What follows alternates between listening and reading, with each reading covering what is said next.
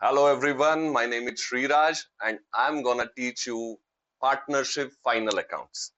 अभी final accounts हमने 11th standard में भी किया है, but that was of sole proprietor. अभी जो हमें करना है that is for partnership. You have a partnership related chapters. So in that we have partnership final accounts as a chapter. तो स्टार्ट करते हैं तुरंत.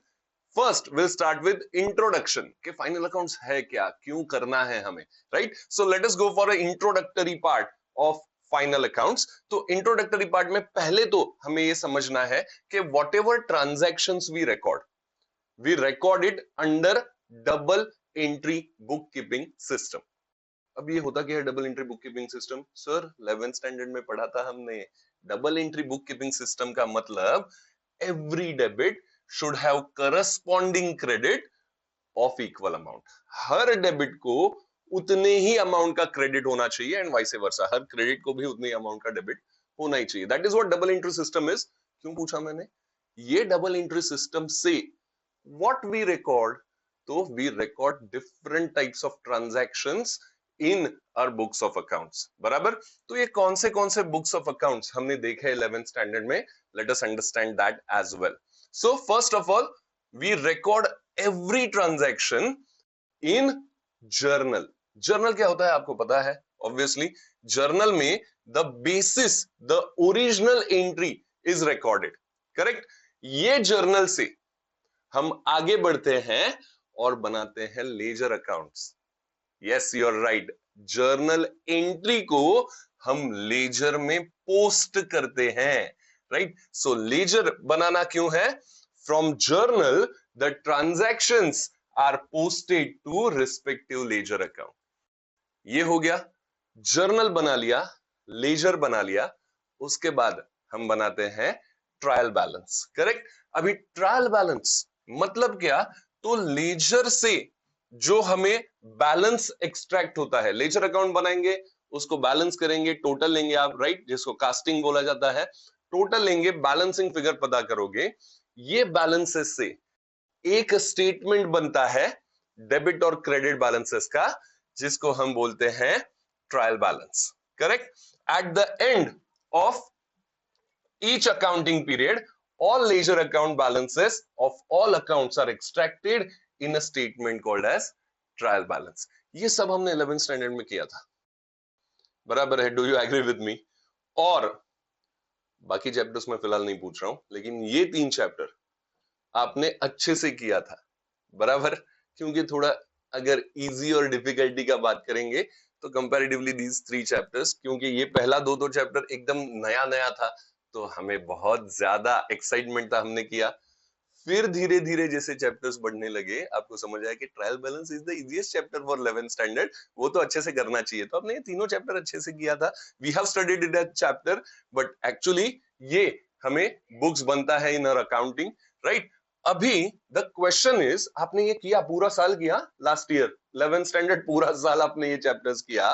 The question I am asking you is why we do record such transactions. ये सब record क्यों करके रखते हैं जर्नल में, लेजर में, ट्रायल बैलेंस में? क्यों? What is the purpose of it? What is the reason for it?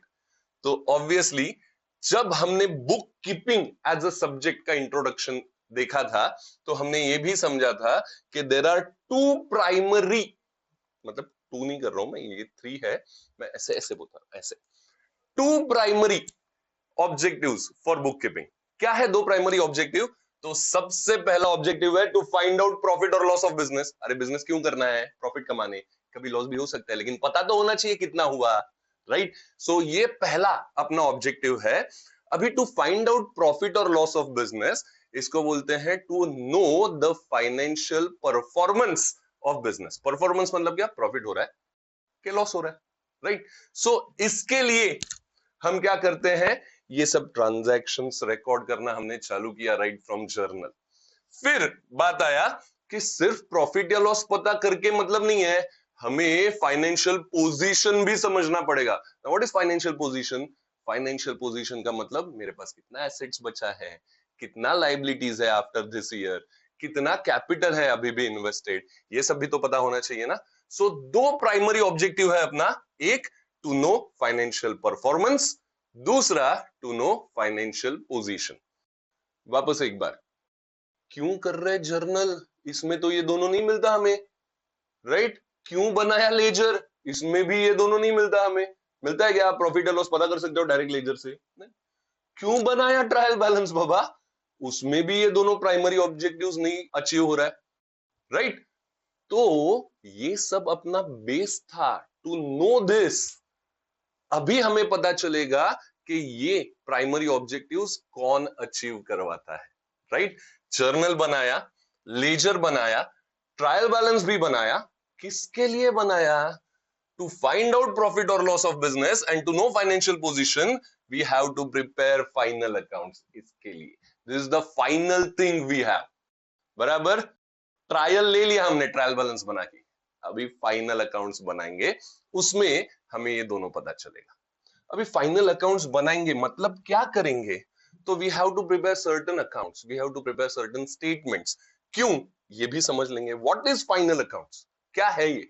तो ऑब्वियसली 11th स्टैंडर्ड में तो आपने पढ़ा है ये, I know, but 11th standard में कुछ लोग इतना अच्छा पढ़ाई करते हैं ना कि 12th में आके सब भूल जाते हैं, तो इसलिए वापस एक बार रिवाइज कर रहे हैं ये क्यों करना है। हाँ, so what is final accounts? तो final accounts are statements which are prepared to find out profit or loss and financial position of business. अभी समझते हैं बहुत अच्छे से। To find out profit or loss क्या बनाएंगे हम? ठीक है, फाइनेंशियल परफॉर्मेंस के लिए क्या बनाएंगे, फाइनेंशियल पोजीशन के लिए क्या बनाएंगे, that is what we will understand. Trading account and profit loss account are prepared to find out profit और लॉस। 11 में किया है आपने। ट्रेडिंग अकाउंट में ग्रॉस प्रॉफिट या gross loss, profit loss account में नेट प्रॉफिट या नेट लॉस, करेक्ट? तो ये बनाते हैं हम प्रॉफिट या लॉस समझने के लिए। उसके बाद ये जो है इनको बोला जाता है रेवेन्यू स्टेटमेंट्स, ठीक है? जो रेवेन्यू रिलेटेड आइटम्स हम लिखते हैं, इसीलिए इसको बोला जाता है रेवेन्यू स्टेटमेंट्स। फिर आता है बारी टू नो फाइनेंशियल पोजीशन, मतलब क्या, एसेट कितना, लायबिलिटी कितना, कैपिटल कितना इन्वेस्टेड है, ये सब जो पता करना है उसके लिए हम बनाते हैं a statement called as balance sheet. ये हो गया रेवेन्यू स्टेटमेंट्स, ये हो गया पोजीशन स्टेटमेंट। मैंने क्या बताया था आपको, फाइनेंशियल परफॉर्मेंस के लिए रेवेन्यू स्टेटमेंट, फाइनेंशियल पोजीशन के लिए पोजीशन स्टेटमेंट, क्योंकि फाइनेंशियल पोजीशन हमें यहां पे समझेगा एसेट्स क्या है, लायबिलिटी क्या है, कैपिटल क्या है।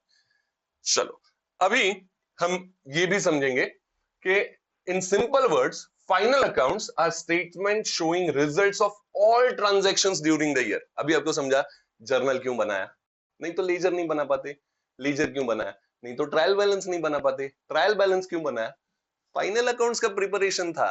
तो all the transactions whatever we did in year, इसका अभी ये एक्सट्रैक्ट है, अभी ये रिजल्ट है, हम बोल सकते हैं final accounts. Okay people, now we'll understand what are the statements, what are the revenue statements we have to prepare in final accounts. तो चलो शुरू करते हैं। रेवेन्यू स्टेटमेंट कौन सा है ये हमने देखा है, that is profit loss account और कौन सा, ट्रेडिंग अकाउंट, ये है revenue statement. Preparation of final accounts कैसे होगा, तो preparation of final accounts in case of partnership firm is similar to that of sole trading concern except division of profit और loss. 11th standard में तो किया है सर हमने, हमें पता है ट्रेडिंग अकाउंट में क्या मिलता है या प्रॉफिट लॉस अकाउंट में क्या मिलता है, बैलेंस शीट कैसे टैली करना है। yes, but the only difference in sole proprietorship final accounts and partnership final accounts is sole proprietorship में अकेला बंदा था, जो प्रॉफिट है लॉस है वही भुगतेगा सब, लेकिन पार्टनरशिप में दो मिनिमम या उससे ज्यादा पार्टनर हो सकते हैं, तो जो भी प्रॉफिट या लॉस आएगा वो हमें डिवाइड करना पड़ेगा। So that is what we will understand in this year. In case of partnership firm, net profit or loss is divided amongst partners in their profit sharing ratio. अभी आपको तो ये भी पता है कि प्रॉफिट शेयरिंग रेशो दिया है तो अच्छी बात, नहीं दिया है तो इक्वल अज्यूम करते हैं हम, और जो भी प्रॉफिट या लॉस आएगा वो हम डिवाइड करते हैं in that profit sharing ratio. आगे समझते हैं रेवेन्यू स्टेटमेंट्स क्या है और कैसे बनाने हैं, ये हम अभी देखेंगे। Revenue statements are prepared to find out profit और loss for a particular accounting year. Obviously accounting period concept के हिसाब से एक ईयर का हम फाइनल अकाउंट्स के लिए जो भी रिजल्ट है वो देखेंगे, तो रेवेन्यू स्टेटमेंट्स भी फॉर अ पर्टिकुलर ईयर बनाया जाता है। प्रॉफिट या लॉस कैसे मिलता है रे? अभी ये तो बहुत बेसिक है, मैं आपको ट्रेडिंग अकाउंट कैसे बनाना है या प्रॉफिट लॉस अकाउंट कैसे बनाना है नहीं पूछ रहा हूँ। प्रॉफिट या लॉस का फॉर्मूला क्या है? 11th स्टैंडर्ड वापस आ जाओ। क्या है फॉर्मूला प्रॉफिट या लॉस का? प्रॉफिट और loss is equal to total incomes, right, total incomes for the year minus total expenditures of that same year. Correct? देखो, प्रॉफिट और loss is equal to total income of current year less total expenditure of current year, तभी हमें profit या loss मिलेगा। वापस 11 का थोड़ा सा बात करेंगे तो मैचिंग कॉन्सेप्ट हमने पढ़ा था, जिसमें सेम पीरियड का इनकम को सेम पीरियड के एक्सपेंसेस से आपको मैच करना है, तो ही करेक्ट रिजल्ट मिलेगा, राइट? ये मैचिंग कॉन्सेप्ट का बात मैंने क्यों किया, आगे जाके कुछ ट्रांजैक्शंस आएगा, आगे जाके कुछ एडजस्टमेंट्स आएगा, जिसमें मैं आपको रिवाइज करूंगा कि देखो ये मैचिंग कॉन्सेप्ट के हिसाब से हम कर रहे हैं, ठीक है? तो धीरे धीरे धीरे धीरे 12th तो पढ़ना ही है, लेकिन 11 का बेस हमें छोड़ना नहीं है। 11 को साथ ले जाके आगे 12th हमें पढ़ना है, right? Now let us understand another thing for revenue statements. To find out profit और loss, we need total incomes and gains and total expenses and losses for the concerned accounting year. As we know, they are nominal accounts and are provided in trial balance. Income gains या expenses losses, ये सब कौन से type के accounts है? तो nominal accounts है, हमें पता है। एक्सपेंस, लॉस, इनकम गेन, इनको ही नॉमिनल अकाउंट बोलते हैं। वापस 11 का बेस आ गया भाई। 11th is your very very prime thing जो आपने अकाउंटिंग में पढ़ा है, वो कभी भूलना नहीं है। आप चाहे, मेरा दुआ है कि आप सीए बनो, सीएस करो या एसीसीए करो या सीएफए करो या कोई भी प्रोफेशनल कोर्स करो, बेस 11 स्टैंडर्ड है, उसको भूलना नहीं है। बार बार मैं आपको याद दिलाऊंगा, ठीक है? Now let us understand one more thing for revenue statements. देखते हैं, two revenue statements are prepared to calculate profit और लॉस। सबसे पहला है ट्रेडिंग अकाउंट, दूसरा है profit and loss account. Obviously अभी trading account is prepared to find out the business का ग्रॉस प्रॉफिट और लॉस। देखो, कोर बिजनेस एक्टिविटीज के लिए ये ट्रेडिंग अकाउंट बनाया जाता है। लेट अस अंडरस्टैंड कैसे बनता है, क्या क्या लिखना है। आई नो 11th में आपने किया है ये, लेकिन फिर भी 12th स्टैंडर्ड में हम वापस एक बार समझेंगे। एक्चुअल ट्रेडिंग एक्टिविटीज के लिए हम ट्रेडिंग अकाउंट बना रहे हैं, और उसमें जो प्रॉफिट मिल रहा है ना, वो फुल एंड फाइनल प्रॉफिट नहीं है, वो ग्रॉस प्रॉफिट है। Let us understand that. Profit loss account क्यों बनाते हैं?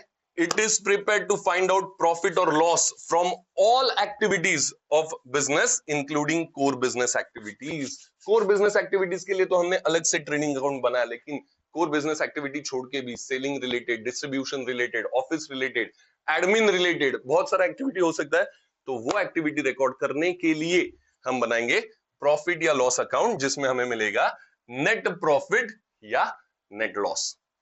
For this purpose, nominal accounts are classified into two parts. ये ट्रेडिंग प्रॉफिट लॉस अकाउंट बनाने के लिए सब नॉमिनल अकाउंट्स ही है, क्योंकि एट द एंड हमने प्रॉफिट या लॉस पता करना है, तो हमने फॉर्मूला देखा है, एक्सपेंस लॉस लगेगा, इनकम गेन्स लगेगा। तो ये नॉमिनल अकाउंट्स को हमने दो हिस्सों में बांटा है। कौन से दो हिस्से? तो सबसे पहले एक्सपेंस लॉसेस, ऑब्वियसली, दूसरा है इनकम गेन। देखो, आपका नॉमिनल अकाउंट का फॉर्मूला भी तो इसी टाइप का है ना, एक्सपेंस लॉस को डेबिट करेंगे, इनकम गेन को क्रेडिट करेंगे। याद आ रहा है क्या? सो ये हमने दो हिस्सों में बांट दिया। उसके बाद एक्सपेंस लॉसेस में भी हमने क्या किया? बाइफर्गेशन किया, डायरेक्ट एक्सपेंसेस और इनडायरेक्ट एक्सपेंसेस एंड लॉसेस। फिर डायरेक्ट एक्सपेंस मतलब ट्रेडिंग अकाउंट में जो एक्सपेंसेस हमें लिखना है, those are direct expenses. Indirect expense मतलब प्रॉफिट लॉस अकाउंट में जो एक्सपेंसेस लॉसेस लिखना है, दोज आर इनडायरेक्ट एक्सपेंस। अभी समझेंगे कैसे, विल अंडरस्टैंड दैट आल्सो, कि समझेंगे कैसे। बट आगे बढ़ते हैं। अभी आगे इनकम गेन को भी हमने डिवाइड किया है under what? Direct income and indirect incomes and gains. Direct income obviously कहां पे जाएगा? जैसे हमने एक्सपेंस का बात किया, direct income will go in trading account and indirect income will go in profit and loss account.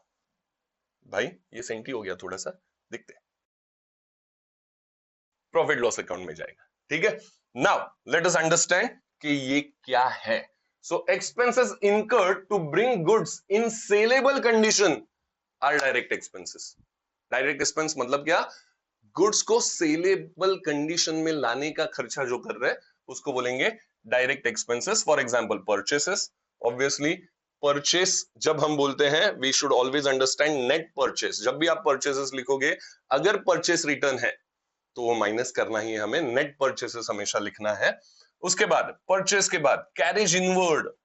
Carriage inward मतलब क्या? Transportation, freight, carriage etcetera to bring the goods to factory, warehouse और showroom.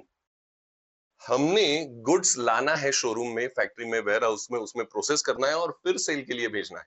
Right? So carriage inward मतलब transportation charges but to bring those goods inward in our business. ठीक है? तो it is direct. Direct का meaning हमने क्या समझा है? सेलेबल कंडीशन में लाने के लिए जितना भी खर्चा करोगे गुड्स पे वो सब डायरेक्ट वाला एक्सपेंसेस है.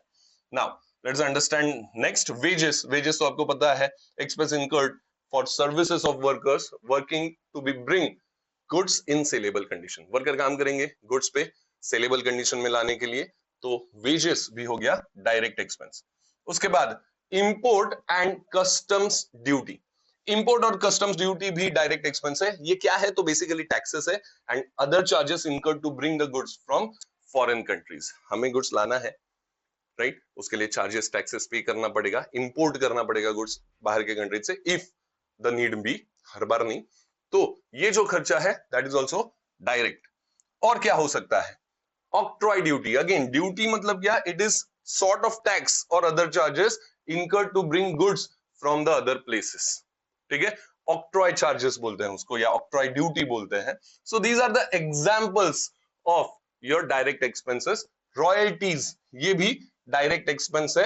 Charges incurred to use patent rights, trademarks rights etcetera of others. दूसरे का पेटेंट, दूसरे का ट्रेडमार्क हमें अगर यूज करना है तो फोकट में थोड़ी देंगे वो, हमें चार्जेस देना पड़ेगा. दैट इज रॉयल्टी, हमें भरना पड़ेगा उसके लिए. राइट? सो ये सब हो गए direct. Now let us understand the other part. Revenue statements का बात चल रहा है अपना. ट्रेडिंग अकाउंट में हमने डायरेक्ट एक्सपेंसेस लिखना है, डायरेक्ट इनकम्स लिखना है. डायरेक्ट एक्सपेंस क्या है ये हमने अभी अभी पता किया है. Now let us understand what are the direct incomes. ठीक है? सो ये देखो, let us understand trading account में डायरेक्ट इनकम्स भी हमें लिखना है. Incomes from outgoing of goods are direct income. Goods बाहर जाने की वजह से जो इनकम मिलता है वो डायरेक्ट इनकम. फटाक से क्या क्लिक होता है ये पढ़ने के बाद? सेल्स. राइट? देखो, sale is direct income. Net sale, वापस जैसे परचेस का बात किया था हमने, net sale is your direct income. मतलब सेल में से सेल्स रिटर्न हमें माइनस करना पड़ेगा. उसके बाद आगे बढ़ते हैं. Amount receivable from partners, employees etcetera for goods taken etcetera. ये सब भी अपने डायरेक्ट इनकम्स है. Goods withdrawn by partner for personal use, goods given to employees etcetera. Goods going out of business, हमें कोई भी रीजन से गुड्स बिजनेस से जा रहा है और अमाउंट रिसीवेबल है फ्रॉम पार्टनर्स और एम्प्लॉइज, तो वो भी डायरेक्ट इनकम ट्रीट होता है. नाउ मूविंग फॉरवर्ड, अभी बात करेंगे about in direct expenses and losses. Direct expense मतलब क्या? वापस एक बार फटाक से, सेलेबल कंडीशन में लाने के लिए, क्या गुड सेलेबल कंडीशन में लाने के लिए जो खर्चा होता है वो डायरेक्ट. अभी इनडायरेक्ट मतलब क्या? देखो, to expenses incurred for selling and distribution of goods, administration, finances etcetera are direct expenses. देखो, बेसिक टू पार्ट आपको समझना है. फैक्ट्री रिलेटेड जो खर्चे हैं, फैक्ट्री में क्या होगा? प्रोडक्शन होगा. गुड्स सेलेबल कंडीशन में लाने के लिए गुड्स पहले बनाना पड़ेगा. राइट? वो पार्ट जो है वो मेजरली डायरेक्ट वाला पार्ट है. फिर ऑफिस एडमिनिस्ट्रेशन, सेलिंग, डिस्ट्रीब्यूशन, इसका भी तो खर्चा होगा, वो मेजरली इनडायरेक्ट वाला पार्ट है, वो सब आएगा प्रॉफिट लॉस अकाउंट में. Indirect expenses will be recorded in profit loss account. Now let's understand कौन से इनडायरेक्ट एक्सपेंसेस है. देखो, advertising and carriage outward, commission, या ये देखो expense related to sale of goods. Carriage inward हमने देखा था डायरेक्ट है, कैरेज आउटवर्ड इनडायरेक्ट है। क्यों? क्योंकि कैरेज इनवर्ड में गुड्स ला रहे हैं हम सेलेबल कंडीशन में बनाने के लिए उसको। एक बार गुड्स सेलेबल कंडीशन का बन गया, अभी क्या करना है? सेल करना है। तो गुड्स लेके जाने का खर्चा दोनों अपने एक्सपेंस ही है। बहुत बार स्टूडेंट्स को ये प्रॉब्लम होता है कि कैरेज इनवर्ड अच्छा ये एक्सपेंस है क्या, तो कैरेज आउटवर्ड इनकम रहेगा। अरे नहीं भाई, हर बार ऐसा डायरेक्ट उल्टा नहीं करना है, दोनों एक्सपेंसेस ही है। खाली कैरेज इनवर्ड ये डायरेक्ट है, कैरेज आउटवर्ड ये इनडायरेक्ट है। कमीशन अगर हमने पे किया है, salaries and office expenses etcetera, ये सब एडमिन स्टाफ को हम पे करेंगे, तो ऑब्वियसली एडमिनिस्ट्रेशन का काम के लिए है। इंटरेस्ट, डिस्काउंट अलाउड एक्सेट्रा, ये expenses are incurred for raising funds, use of fixed assets etcetera. ये सब का जो भी एक्सपेंस हो रहा है दैट इज इनडायरेक्ट, हो जाएगा प्रॉफिट एंड लॉस अकाउंट में। Losses on sale of fixed asset, bad debts, damages etcetera, ये सब भी इनडायरेक्ट एक्सपेंस या लॉसेस है, ये जाएंगे प्रॉफिट लॉस अकाउंट में। Now let us understand further. अगर हम इनडायरेक्ट इनकम्स का अगर बात करेंगे तो all incomes from other than outgoing of goods are indirect incomes. Sales, या फिर भले वो सेल हमने कस्टमर को किया है, पार्टनर को किया है, एम्प्लॉय को किया है, उनसे जो पैसा आना है या आ चुका है that is my direct income. वो छोड़ के बाकी सब क्या? इनडायरेक्ट। देखो ना, बोला ही है, all incomes other than outgoing of goods are indirect income. अभी क्या क्या हो सकता है इसमें? Discount received, interest received, commission received, royalties received, ये सब सर्विस प्रोवाइड किया है और उसका पैसा आने वाला है, तो दीज ऑल आर इनडायरेक्ट।